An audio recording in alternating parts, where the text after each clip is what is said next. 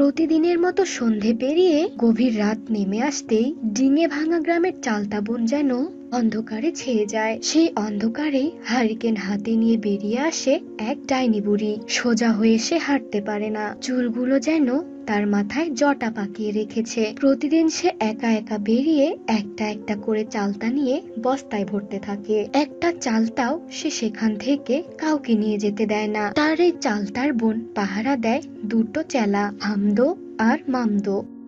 এই হামদো, এই মামদো, বলি মুখ পোড়া পোড়া দুটো, গেলি কই? তোদের দেখতে পাচ্ছি না কেনে? ডাইনি বুড়ির কথা শুনে হামদো আর মামদো চালতা গাছ থেকে বুড়ির সামনে নেমে আসে। এই তো, আমরা তোমার সামনেই দাঁড়িয়ে আছি। তারপর হামদো আর মামদো ডাইনি বুড়ির হারিকেনের সামনে আসে। আসলে ডাইনি বুড়ি ভালোভাবে চোখে দেখতে পায় না, হারিকেনের আলোই তার সম্বল। তারপর হারিকেনটা হামদো আর মামদোর সামনে তুলে ধরে। শোন, তোরা ভালো করে চালতা বনকে পাহারা দে, আমি একটু গ্রামের দিকে যাচ্ছি।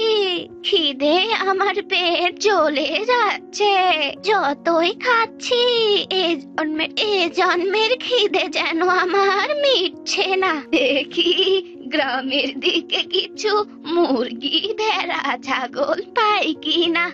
এই বলে ডাইনি বুড়ি হারিকেন হাতে নিয়ে রাতের অন্ধকারে গ্রামের দিকে যায়। সেখানে গিয়ে একটা বাড়ির সামনে সে ঘুরতে থাকে আর কর্কশ গলায় সে একই কথা বারবার বলতে থাকে।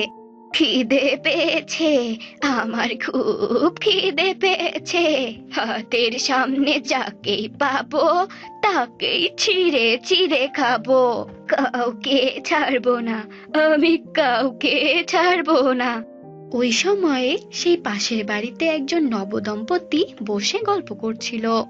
বলছি গিন্নি, তুমি বাড়িতে আর এত গয়নাগাটি পরে থেকো না। গ্রামের চোর শেষরদের যা উপদ্রব, খবর পেলেই ব্যাস। তুমি এর থেকে বরং কাল সকালে সব গয়নাগাটি খুলে আলমারিতে তুলে রেখো। হ্যাঁ গো হ্যাঁ, তোমাকে কোনো চিন্তা করতে হবে না। এখন চলো তো, অনেক রাত হয়ে গেছে, এবার ঘুমিয়ে পড়ো। ঠিক তখনই তারা বাইরে কিসের যেন একটি শব্দ শুনতে পায়। বাহিরে কিসের যেন একটা শব্দ শোনা যাচ্ছে। আমার সন্দেহটাই কি ঠিক? নিশ্চয়ই কোনো চোর এসেছে। তুমি এখানে চুপটি করে বসো, আমি বাহিরে গিয়ে দেখছি। বেটাকে আজ মেরে মাথা ফাটিয়ে দেব। এই বলে সে একটা লাঠি হাতে নিয়ে বাইরে বেরিয়ে যায়। ওগো, ওগো শোনো, তুমি একা যেও না। শোনো, শোনো বলছি, শোনো আমার কথা। এই কে রে চুরি করতে এসেছিস? সাহস থাকলে সামনে এগিয়ে আয়। তারপর সে এদিক ওদিক ঘুরতেই দেখতে পায় উঠোনের দিকে কে যেন হারিকেন হাতে নিয়ে দাঁড়িয়ে আছে। প্রচন্ড রেগে গিয়ে তার দিকে এগিয়ে যায়। সামনে এগিয়ে যেতেই ডাইনি তার হারিকেনটা তুলে মুখের দিকে তাকায়। তার দিকে তাকাতেই লোকটি প্রচন্ড ভয় পেয়ে যায়। লোকটি সেখানেই থর থর করে কাঁপতে থাকে। ডাইনি বুড়ির চোখ থেকে সে যেন চোখ সরাতেই পারছে না। অনেক চেষ্টা করার পরেও তার গলা দিয়ে কোনো আওয়াজ বেরোয় না। চিৎকার করে কাউকে ডাকতে পারে না। এতক্ষণ হয়ে গেল, মানুষটা এখনো এলো না। কোথায় যে গেল? আমি কি একবার বাইরে গিয়ে দেখবো? না, না না, আমার ঠিক ভালো মনে হচ্ছে না। আমি নিজেই একবার গিয়ে দেখি। বাইরে গিয়ে সে এদিক ওদিক দেখতে থাকে, কিন্তু কোথাও কাউকে দেখতে পায় না। তারপর সে উঠোনে দেখতে পায় তার স্বামীর হাতের লাঠিটা সেখানে পড়ে রয়েছে। কাছে যেতেই হারিকেনের আলোয় সে দেখতে পায়। যেতেই হারিকেনের আলোয় যা দেখে তা দেখে তার চোখ কপালে উঠে যায়। সে দেখতে পায় মাটিতে লাল রঙের রক্তের বন্যা বয়ে যাচ্ছে। প্রচন্ড ভয়ে সে সেখানেই কান্না করতে শুরু করে। কি, হায় গো হায়, এ আমার কি সর্বনাশ হলো গো! গভীর রাতে যে তাকে নিশীথে ডেকে নিয়ে গেছে। ওগো, কি কোথায় আছো গো? কি কোথায় আছো? এসো এসো, আমার স্বামীকে বাঁচাও, বাঁচাও আমার স্বামীকে। তার কান্না শুনে আশেপাশের সমস্ত লোক সেখানে ছুটে আসে। এখানে এসে ঘটনা শুনে তাদের হাড় হিম হয়ে যায়। তারপর গ্রামের এক ব্যক্তি বলে, ও বাবা, এই যে নিশির ডাক, গ্রামে আবার ভূত পেতের উৎপাত বাড়লো নাকি? তবে তো খুব সাবধানে থাকতে হবে। এইভাবে বেশ কয়েকদিন কাটতে থাকে। যেদিন যেদিন ডাইনি বুড়ি খিদের জ্বালায় থাকতে পারে না, সেদিন সেদিন সে হারিকেন হাতে নিয়ে গ্রামের ভেতর চলে যায়। আর তার হারিকেনের আলোর সামনে যে আসে, সে আর বেঁচে ফিরতে পারে না। তাকে মেরে সে জঙ্গলের দিকে টেনে নিয়ে যায়। শুধু সকালবেলা গ্রামের লোকেরা দেখতে পায় সেই জায়গায় রক্তের বন্যা বয়ে গেছে। একদিন সকালবেলায় কমলা তুলসী গাছে পুজো করছিল। ঠিক সেই সময় বানি আর টুকাই তার সামনে এসে বলে, মা, ও মা, আমাদের খুব চালতা দিয়ে টক ভাত খেতে ইচ্ছে করছে। আমি আর দিদি যাব চালতাতলা থেকে কয়েকটা চালতা কুড়িয়ে আনতে। খবরদার না, ওই চালতা তলার দিকে একদম পা বাড়াবি না বলে দিলাম। অত গভীর জঙ্গলে কোথায় না কোথায় সাপ খোপ থাকবে। তারপরেও এখন গ্রামে যেসব শুরু হয়েছে, একদম যাবি না। ও মা, আমাদের যেতে দাও না, আমি আর ভাই যাব, কয়েকটা চালটা কুড়িয়েই আসবো, একটুও দেরি করব না। আরে বানি, তোর ভাই নয় ছোট, কিন্তু তুই তো বড় হয়েছিস নাকি? তুইও ওর তালে তাল মেলাচ্ছিস। চুপচাপ গিয়ে দুজনে পড়তে বস। তোদের যেন আমি বাইরে না দেখতে পাই। আর জোরে জোরে পড়বি, রান্নাঘর থেকে যেন আমি পড়ার আওয়াজ পাই। এই বলে কমলা সেখান থেকে চলে যায়। তখন বানি তার ভাই টকাইকে বলে, কি হবে রে ভাই, মা তো আমাদের কিছুতেই যেতে দিচ্ছে না, কিন্তু আমার তো চালতা দিয়ে টক ডাল খেতে খুব ইচ্ছে করছে। তুই চিন্তা করিস না দিদি, মা যখন দুপুরে ঘুমাবে আমরা খেলতে যাও নাম করে ওখানে যাব, আর সন্ধে হওয়ার আগেই চালতা কুড়িয়ে বাড়িতে চলে আসবো। ব্যাস, কিল্লা ফতে, মা কিছুই বুঝতে পারবে না। তারপর এসব বলার পর চুপি চুপি বেরিয়ে চালতা তলার দিকে যেতে থাকে। সেখানে গিয়ে এত ঘন বন জঙ্গল দেখে বানিয়ে টোকাইয়ের গা ছমছম করতে থাকে। তারপর তারা ডাইনির চালতা তলা থেকে যেই না চালতা তুলে বস্তায় ভরবে, ঠিক তখনই আকাশটা কালো মেঘে ছেয়ে যায়। প্রচন্ড দমকা হাওয়া বইতে শুরু করে। এই দেখে বানিও টকাই প্রচন্ড ভয় পেয়ে যায়। তারপর শুরু হয় মুষলধারে বৃষ্টি। তখন তারা ওই চালতা গাছের নিচেই চুপটি করে দাঁড়িয়ে যায়। দেখতে দেখতে সন্ধ্যা নেমে আসে। এই ভাই, আমার খুব ভয় করছে, এখন কি করে বাড়ি যাব? মা তো আজ আমাদের খুব পিটুনি দেবে। ঠিক তখনই হারিকেন হাতে বেরিয়ে আসে ওই ডাইনি বুড়ি। এই দিদি, ওই বুড়ি তো হারিকেন হাতে নিয়ে এদিকেই আসছে। এটাই সেই পেতনি নয় তো, যে রোজ রাতে গ্রামে ঢুকে সবাইকে তুলে নিয়ে যাচ্ছে? তারপর হারিকেন ডাইনি তাদের সামনে এগিয়ে যায় আর বলে, এই কে রে, কার এত বড় সাহস আমার চালতা বনে ঢুকে আমার চালতা কুড়োচ্ছিস? সামনে আয় বলছি, আজ তোদের মেরে তোদের রক্ত চুষে খাবো। দিদি, ডাইনি বুড়ি মনে হয় ভালো চোখে দেখতে পায় না, চল তাড়াতাড়ি এখান থেকে পালাই। এই বলে যখন তারা দুজন পালাতে যাবে, এমন সময় ডাইনি হারিকেন তুলে তাদের মুখ দেখে ফেলে। বানি আর টকাইও ডাইনি বুড়ির দিকে তাকিয়ে প্রচন্ড ভয় পেয়ে যায়। তারা আর সেখান থেকে পালাতে পারে না। এ তো দেখছি কচি কচি দুটো ছেলে মেয়ে, তোদের এত বড় সাহস, এইটুকু বয়সে এই ঘন জঙ্গলে চালতা কুড়োতে এসেছিস? তোরা জানিস এই চালতা গাছ আমার, এই হারিকেন ডাইনির। হা হা হা হা হা।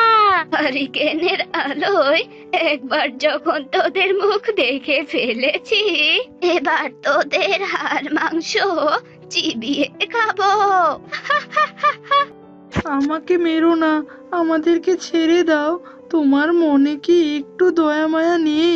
আমাদের মতো এত ছোট ছোট বাচ্চাকে তুমি মেরে ফেলবে বলছো? আমরা তোমার কি ক্ষতি করেছি?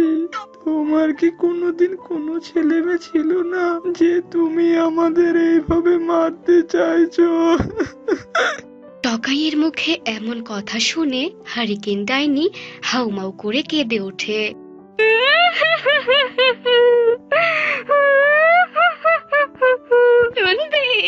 শুনবি তোরা আমার সাথে কি হয়েছে?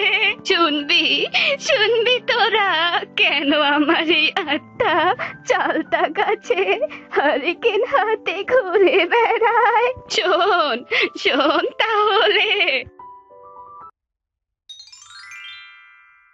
অনেকদিন আগের কথা। একটা জঙ্গলের পাশেই থাকতো এক বুড়ো বুড়ি। তাদের কোনো সন্তান ছিল না।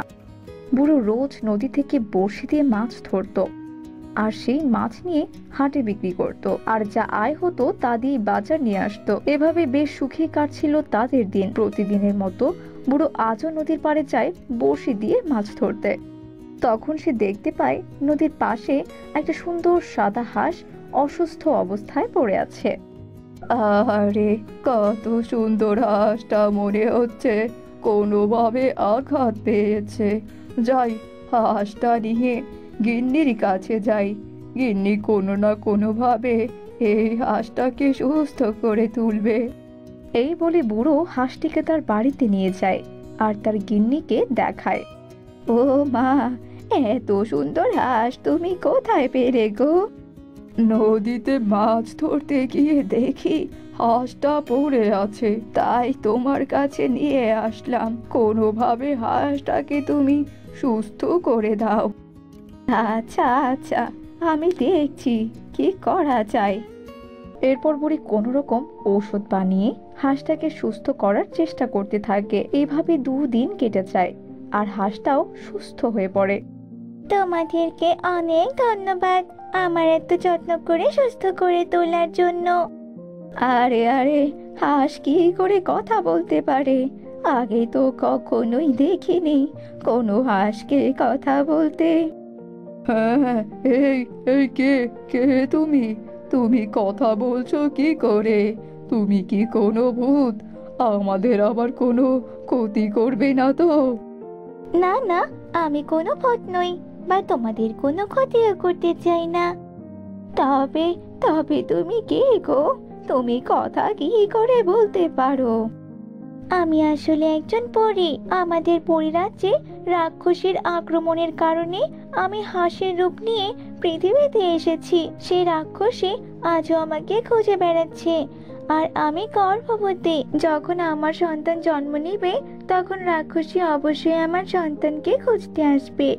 আমি জানি না আমার সন্তানকে কোথায় লুকিয়ে রাখবো, কিভাবে সেই রাক্ষসীর হাত থেকে বাঁচাবো আমি। তোমরা কি এ নিয়ে আমাকে কোনো সাহায্য করতে পারবে?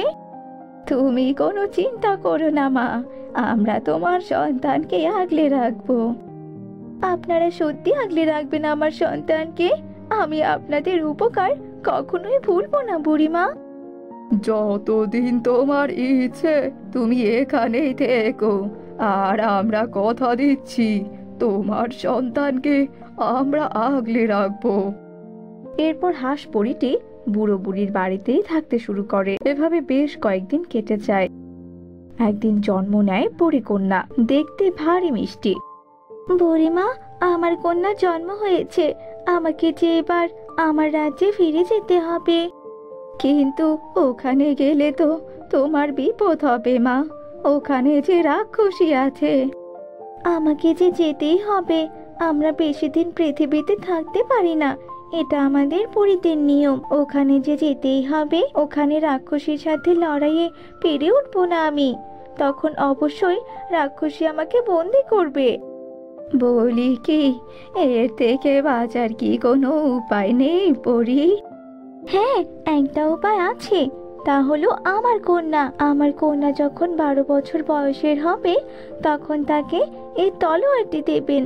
এই তলোয়ারটির সাহায্যে আমার কন্যা সেই রাক্ষসীকে মারতে পারবে। আমাকে যে এখন যেতে হবে, না হলে যে খুব দেরি হয়ে যাবে। আচ্ছা, তবে তুমি সাবধানে যেও। বিদায় বুড়িমা। এই বলে হাঁসরূপী পরী সেখান থেকে উধাও হয়ে যায়। আর বুড়ো বুড়ি পরীকন্যাকে খুব আদর যত্ন করে বড় করে তুলতে থাকে। আর অন্যদিকে পরী তার রাজ্যে যাওয়ার পর রাক্ষসী তার সামনে এসে দাঁড়ায়। তোকে আমি কতদিন থেকে খুঁজছি, কতদিন আর লুকিয়ে থাকতে পারবি তুই বলতো? পারলি না তো, সে তো তোকে চলেই আসতে হলো। এবার এবার তোকে আমার হাত থেকে কে বাঁচাবে কে বল তো? এবার তো তোকে আমার হাতে মরতে হবে রে। তুই কি চাস আমার থেকে? কেন আমার ক্ষতি করতে চাইছিস বল? আমি যে অমরত্ব লাভ করতে চাই, আর এই অমরত্ব লাভ করতে পারবো শুধু তোর সন্তানকে মেরে। কোথায় কোথায় আছে তোর সন্তান বল? আমি কখনোই তোকে অমরত্ব লাভ করতে দেব না। আর আমার সন্তান কোথায় আছে সেটাও আমি তোকে কখনোই বলবো না। দেখ পরি, এর ফল কিন্তু তোকে ভোগ করতেই হবে। আমি তোকে সারা জীবন বন্দি করে রাখবো, এই বলে দিলাম। আর তোর সন্তানকে আমি নিজেই খুঁজে বের করব, এই বলে দিলাম। তুই আমার সন্তানকে কখনোই খুঁজে পাবি না রাক্ষসী। তুই ধ্বংস হবি আমার সন্তানের হাতে। কখনোই অমরত্ব লাভ করতে পারবি না, কখনোই না। সেটা তো সময়ই বলে দিবে রে। এই বলে রাক্ষসী পরীকে বন্দি করে নেয় আর পরীর সন্তানকে খুঁজতে থাকে, কিন্তু পরিরাজ্যের কোথাও পরীকন্যাকে খুঁজে পায় না। পরি ওর সন্তানকে কোথায় লুকিয়ে রেখেছে? কোথাও তো নেই। না, ওকে আমি খুঁজে বের করবই। রাক্ষসী পরীর সন্তানকে খুঁজতে থাকে, কিন্তু কোথাও খুঁজে পায় না। এভাবে বছরের পর বছর কেটে যায়, কিন্তু কোথাও খুঁজে পায় না। অন্যদিকে পৃথিবীতে পরীকন্যা বড় হচ্ছিল। বুড়ো বুড়ি খুব আদরে তাকে বড় করতে থাকে। এভাবে বেশ কয়েকটি বছর কেটে যায়। এবার সময় এসে গেছে তাকে সব কথা জানানোর। তারা তলোয়ারটি পরীকন্যার হাতে তুলে দেয়, আর তলোয়ারটি হাতে নিতেই পরীকন্যার ডানা চলে আসে। দিদা, কি হচ্ছে এসব? আর আমার পিঠে দানা কেন? আমি তলোয়ারটি দিয়ে কি করব দিদা? এরপর তারা পরীকন্যাকে সব কথা খুলে বলে। তবে এক্ষুনি আমাকে পরিরাজ্যে যেতে হবে, আমার মাকে বাঁচাতেই হবে। দিদা, তোমরা আমাকে এত বছর ধরে আঁকড়ে রেখেছো, এই ঋণ আমি কখনোই পরিশোধ করতে পারবো না। আমি তোমাদের সাথে দেখা করতে আসবো দিদা। আমি আসি দিদা, বিদায় গো, বিদায়। এই বলে পরীকন্যা তাদের বিদায় জানিয়ে চলে যায়। আর বুড়ো বুড়ি আকাশের দিকে তাকিয়েই থাকে। পরীকন্যা পরিরাজ্যে ফিরে রাক্ষসীর কাছে যায়। আরে আরে, তুই কে? আর তোর হাতে এই তলোয়ার কেন? তুই এই তলোয়ার কোথায় পেলি? কে তুই? হ্যাঁ বল, বল বলছি। তুই আমার মাকে কোথায় আটকে রেখেছিস? বল বল দুষ্ট রাক্ষসী। তবে তুই সেই পরীকন্যা যে কিনা আমাকে অমরত্ব দিবে। এবার আমি অমর হব, কেউ আমাকে আটকাতে পারবে না। এই বলে রাক্ষসী পরীকন্যাকে ধরতে চায়, আর অমনি রাক্ষসীকে সেই তলোয়ার দিয়ে আঘাত করে পরীকন্যা রাক্ষসীকে ধ্বংস করে ফেলে, আর পরীও মুক্ত হয়ে যায়। এরপর পরী তার কন্যাকে জড়িয়ে ধরে, আর তারা সুখে শান্তিতে দিন কাটাতে থাকে। পরীকন্যা ও পরী সে বুড়ো বুড়ির সাথে সবসময় দেখা করতে যেত।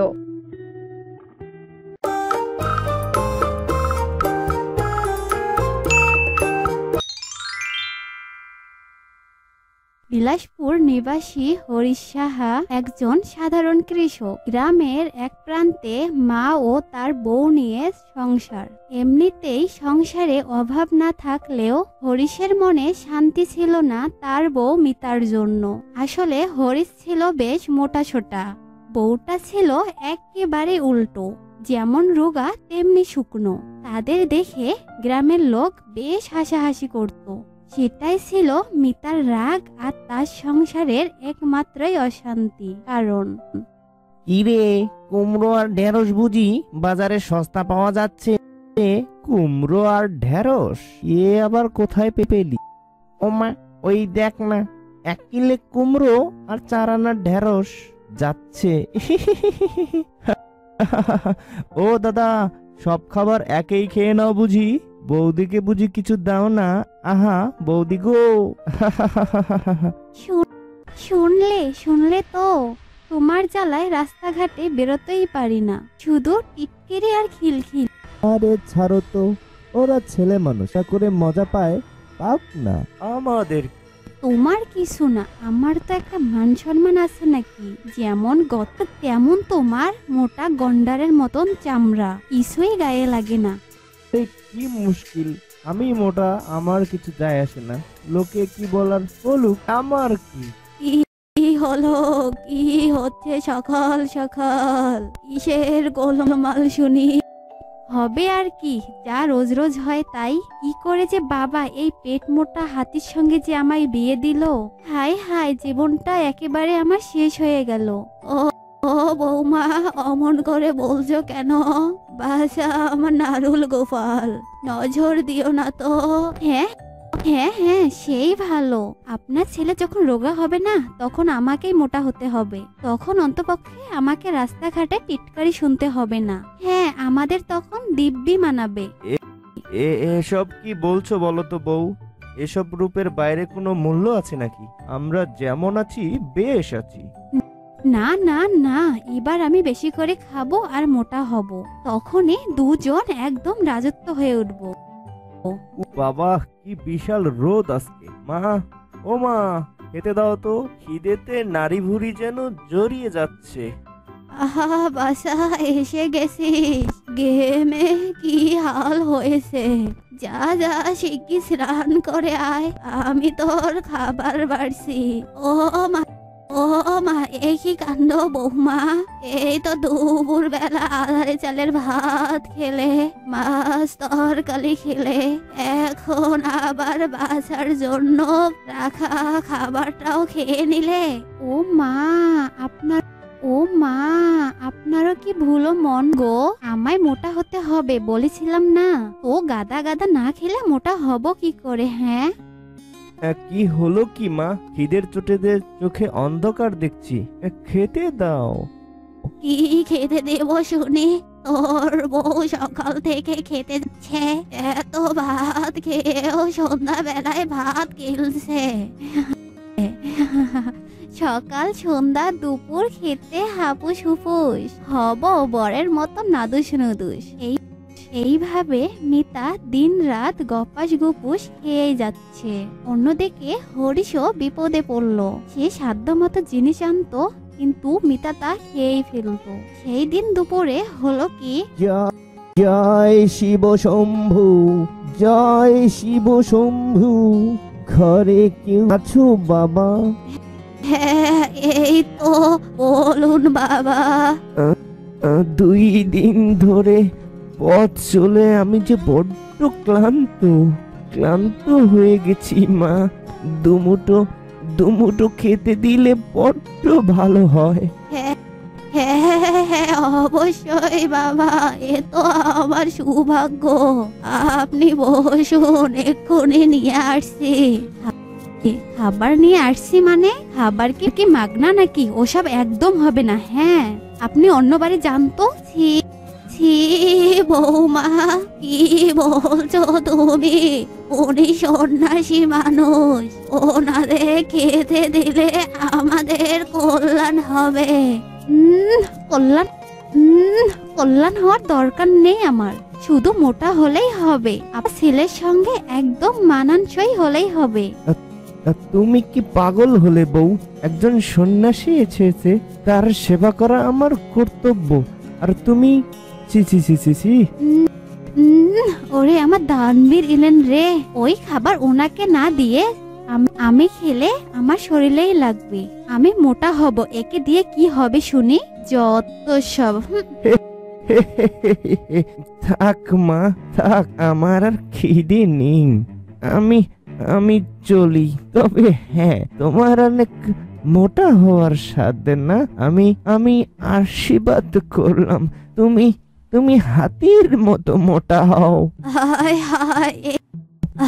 হায়, এই অলক্ষণে বউ নিয়ে আমি কি করব রে হরিশ? সন্ন্যাসী না খেয়ে চলে গেলেন, কি জানি কি হবে এবার। এই নাও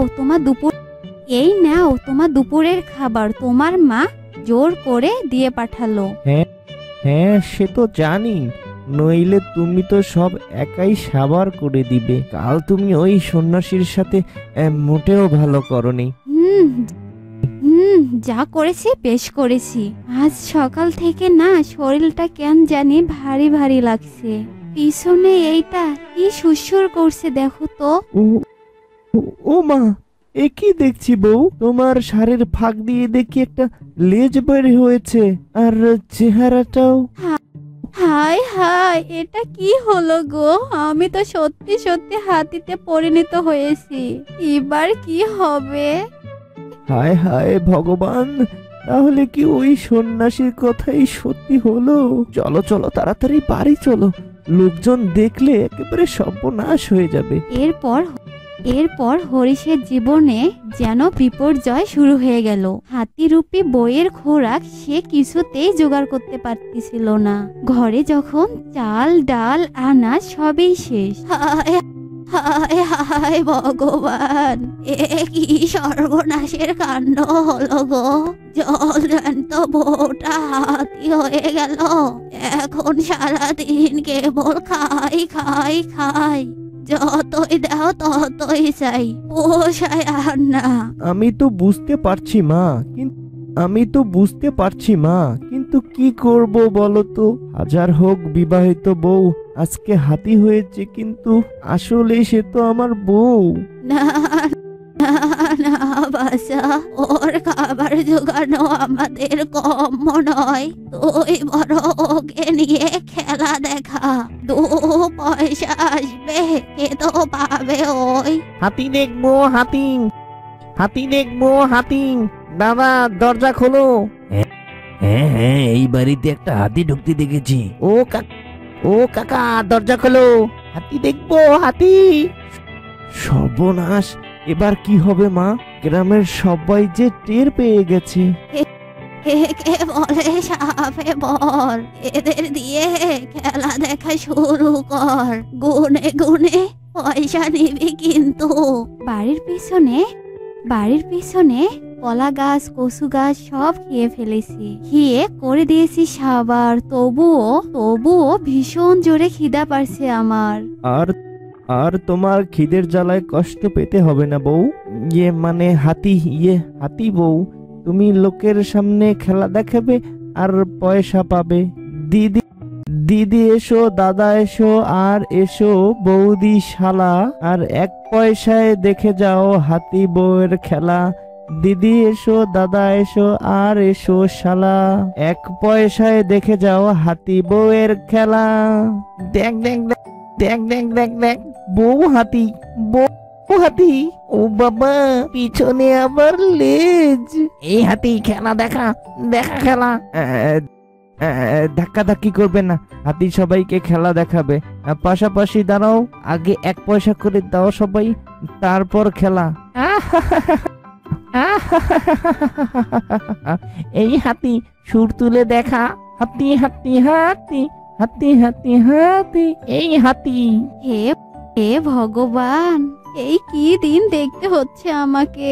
এরকমটা আমি কোনোদিনও চাইনি। সুখ শান্তি সংসার ছিল আমার, কিন্তু নিজের ভুলে সর্বনাশ করে ফেললাম।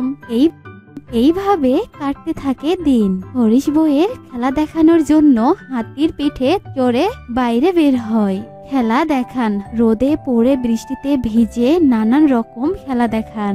ঘুরে ঘুরে হাতি বউয়ের খেলা দেখায় সেই। গ্রামের নানা রকমের ছেলেরা জব্দ করে তাকে। একদিন তার লেজের মধ্যে সুতো বোম লাগিয়ে দিয়েছিল। এ জীবন যেন আর ভালো লাগছিল না মিতার। পথ চলতে চলতে এই জঙ্গলের মধ্যে এসে গেলাম, আর শরীর চলছে না, কি অসহ্য গরম। এসব আমার জন্য হলো গো। সব ছিল আমার কাছে, তবুও নিজের জেদের বসে কি হলো দেখো। ওই সন্ন্যাসীর অপমান করে আমি অন্যায় করেছি। কেঁদো না বউ, কেঁদো না, এ সবই নিয়তি, যা হবার তাই হয়েছে। চলো ওই গাছের নিচে একটু বিশ্রাম করে নেই। সাধু বাবা, সেই সাধু বাবা। তোমরা এখানে? ক্ষমা করো বাবা, ক্ষমা করো। নিজের অহংকার আর জেদে যে বসে আমি যে অপরাধ করেছিলাম তার শাস্তি আমি ভোগ করছি। আমায় ক্ষমা করুন, আমার এই কষ্ট আর সহ্য হয় না। কষ্ট? কষ্ট? কিসের কষ্ট? তুমি তো চেয়েছিলে এমন মোটা হতে, নিজের স্বামীর সঙ্গে মানানসই হতে। তোমার ইচ্ছে তো পূরণ হয়েছে মা। না বাবা, না বাবা, না, আমি তো বুঝিনি নিজের জেদের ফল এমনটা হবে। আমার ভুল, আমি বুঝেছি। যেমনটা ছিলাম ভালোই ছিলাম।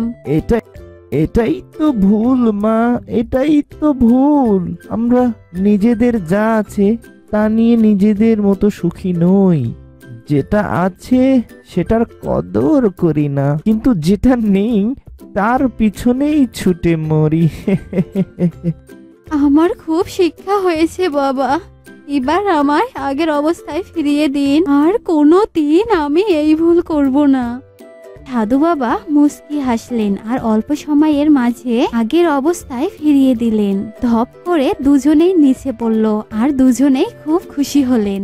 এরপর আর কখনো মিতা তার শরীর নিয়ে অহংকার করেনি।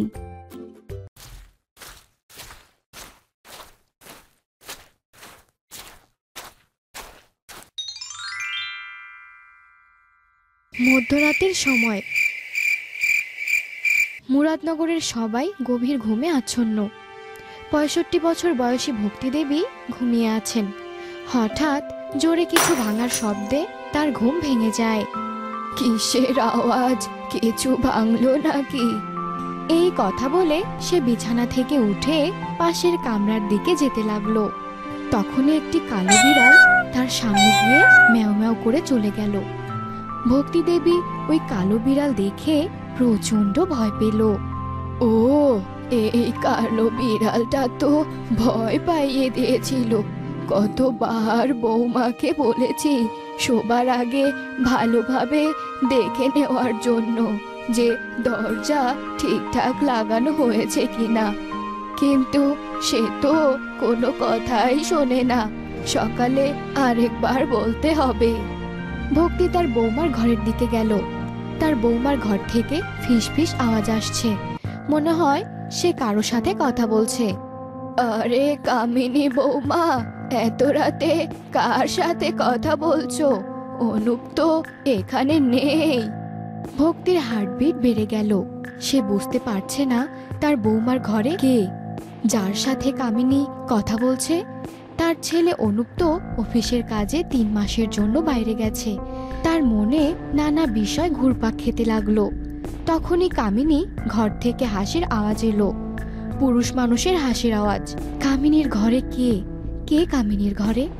ভক্তি কামিনীর ঘরের দরজার সামনে গিয়ে কড়া নাড়তে লাগলো। অনেকক্ষণ ডাকাডাকি করার পর কামিনী দরজা খুলল।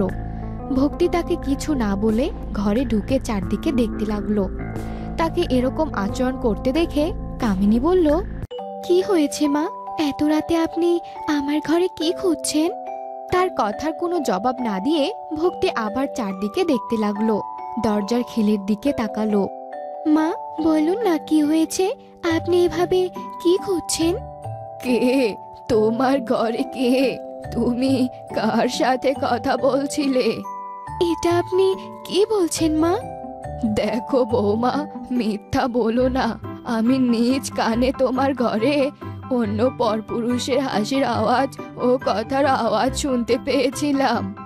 নিজের শাশুড়ির মুখে এসব কথা শুনে কামিনী কাঁদতে লাগলো। হে খোদা, নিজের শাশুড়ির মুখে এই কথা শোনার আগে আমার মরণ কেন হলো না? মা, আপনার যা মনে চাই করুন।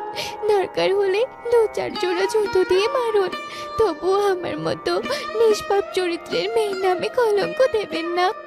কিন্তু আমি নিজ কানে শুনলাম তুমি কারো সাথে কথা বলছো। আমি কখন বললাম আমি কথা বলিনি? আমি তো স্পিকার অন করে অনুপের সাথে কথা বলছিলাম। অনুপ কল করেছিল। সে আপনি আর আমার সম্পর্কে খোঁজ খবর নিচ্ছিল। সে বলল কাজের চাপে আজকে দিনে কল করতে পারেনি, তাই এত রাতে কল করেছে। আপনি চাইলে আপনার ছেলে অনুপের সাথে কথা বলতে পারেন। আরে না না, না মা, আমি অনুপকে কল করছি, আপনি তার কাছে জেনে নিন। কামিনীর কথা শুনে ভক্তি বলল, আমাকে মাফ করে দাও বৌমা, জানি না আমার মনে কি কি বিষয় ঘুরপাক খায়। এ কথা বলে ভক্তি তার ঘরে চলে যায়। ভক্তি কিছুদিন আগেই অনুপের সাথে থাকার জন্য গ্রাম থেকে শহরে চলে আসে, কারণ অনুপ তাকে বারবার তার কাছে আসতে বলে, কিন্তু তার মন তো সবসময় গ্রামেই পড়ে থাকে। ভাবতে ভাবতে ভক্তি তার বিছানায় গেল শোয়ার জন্য। জানি না আমার বৌমা আমার সম্পর্কে কি ভাবছে, কিন্তু আমি তো শব্দ শুনলাম। আমি কিভাবে বুঝবো ও ফোনে কথা বলছিল? আমার সন্দেহ তো দূর হয়েছে, আমার বউ তো হীরার টুকরা। ভক্তি বিছানায় শুয়ে শুয়ে পুরনো দিনের কথা ভাবতে লাগলো। 23 বছর বয়সী কামিনীকে অনুপ যখন প্রথম দেখে তাতেই তার পছন্দ হয়ে যায়। অনুপের মা ভক্তি অনুপের মুখের দিকে তাকাতেই বুঝতে পারে কামিনী অনুপের ভীষণ পছন্দ হয়েছে। কামিনীর রূপে মুগ্ধ হয়ে ভক্তি কামিনীর বাবা মাকে বলে, দেখুন আমাদের তো মেয়ে দারুণ পছন্দ হয়েছে, এখন আপনারা আপনাদের মতামত দিন। আমাদেরও তো আপনার মেয়েকে দারুণ পছন্দ হয়েছে, এখন আপনারা দিন তারিখ ঠিক করুন। কিন্তু আগে আপনারা কামিনীর মতামত জানুন, আমার ছেলেকে তার পছন্দ হয়েছে কিনা। তাদের কথা শুনে কামিনী ভীষণ লজ্জা পেল ও উঠে ভিতরে চলে গেল। বড্ড নম্র ভদ্র মেয়ে আপনাদের, এখন তো এরকম মেয়ে খুঁজেই পাওয়া যায় না। কিছুদিন পর কামিনী ও অনুপের বিয়ে ধুমধাম করে সম্পন্ন হয়। বিয়ের পর যেই কামিনীকে দেখে সেই তার সুন্দর চেহারার প্রশংসা করে। এটা দেখে ভক্তির অনেক ভালো লাগে। কিছুদিন মায়ের সাথে থাকার পর অনুপ কামিনীকে নিয়ে শহরে চলে আসে। এসব ভাবতে ভাবতে ভক্তি কখন ঘুমিয়ে পড়ে তা বলতেই পারে না। পরের দিন সকালে ঘুম থেকে জেগে ভক্তি দেখতে পায় কামিনী মার্কেটে যাওয়ার জন্য তৈরি হচ্ছে। আরে বৌমা, এত সকাল সকাল কোথায় যাচ্ছ তুমি? মা, সব সবজি শেষ হয়ে গেছে, চিনি আর দুধ কোনোটাই তো নেই, তাই এগুলো আনতে যাচ্ছি, এই সামনেই তো দোকান। বৌমা শোনো, আমি নিয়ে আসছি কাঁচা বাজার, তুমি ঘরের কাজ গুছিয়ে নাও। কিন্তু মা, আমাকে একটু চলাফেরা করতে দাও, সারাদিন ঘরে বসে শরীর ব্যথা হয়ে গেছে। গ্রামে তো প্রতিদিন 5 কিলোমিটার হাঁটা হতো আমার। ভক্তি ব্যাগ নিয়ে কিছু দূরের কাঁচা বাজারে চলে গেল। ভক্তি সবজি কিনছিল, তখন এক মহিলা এসে, রাম রাম আন্টি, আমি অলোকা। অলোকা?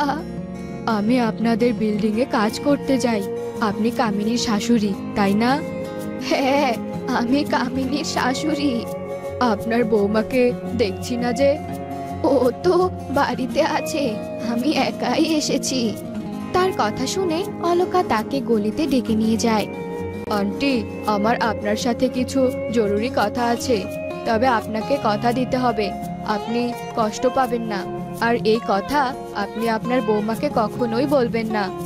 কি এমন কথা যে আমি মন খারাপ করব?